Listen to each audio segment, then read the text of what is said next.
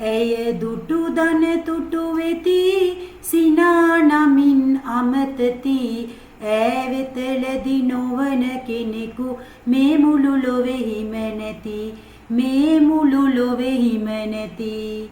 මේ මොකද පුතේ කියන්නේ? ඇය දුටු දන තුටු වෙති.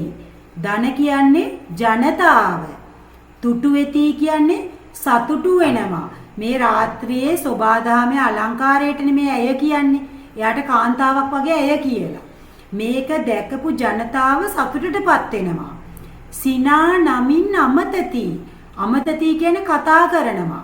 එයාට සිනා කියලාලු කතා කරන්නේ. ඈ වෙත ලැබි නොවන කෙනෙකු. ලැබි කියන්නේ කැමැති. ඇයට කැමැති වෙන්නේ නැති කෙනෙක් මේ මුළු ලොවෙහිම නැති. මේ මුළු ලෝකෙම නෑ. ලෝකේ ඉන්න හැමෝම එයාට කැමැතිලු. ඒ කියන්නේ මේ සෝබාදහමේ චමත්කාරයේ දකින ජනතාව සතුටටපත් වෙනවා. එයාට සිනා කියලා තමයිලු කතා කරන්නේ. එයාට කැමති වෙන්නේ නැති කෙනෙක් මේ මුළු ලෝකෙම නැහැයිලු. ඔන්න පුතේ ලියාගන්න.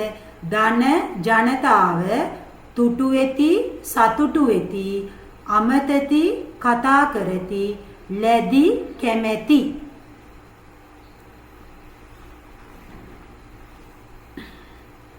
අගල ලියාගන්න වචන හතර කටුවට හරි ලියාගන්න.